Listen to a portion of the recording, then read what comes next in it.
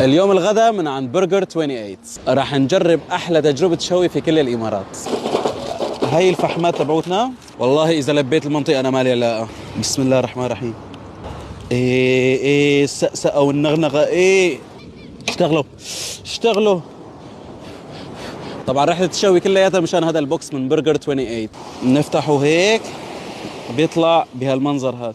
اها الخسات، التشيز، البيكل، توميتو، اونيون، تشيكن برجر، والبيف برجر. كمان حيطينا هون صوصات برجر، صوص ابيض اسمه كالي صوص. طيب وش في عنا هون اوه شوفوا لي شوفوا، يا ويلاه هوا شيبس عمان. الله اكبر ماذا تفعلون. هلا انا بدي اعملكم اطيب برجر بالعالم. خليها تتأمر شوي. بسم الله. وهي اللحمة الثانية. هلا بنجيب الدجاج نشوف هي استوت يا عمري. هلا بناخذ لحسة من الصوص الاحمر اللي عندهم اللي حيطينه، ولحسة من هذا الصوص.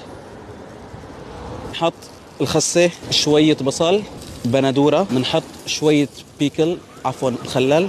طبعا في خطوة مهمة ما حدا بيقول عليها غيري، بتحطوا الاشقوان هون التشيدر منشان تسقسق وتنغنغ على كيفها. نقول بسم الله وبنحطها هيك.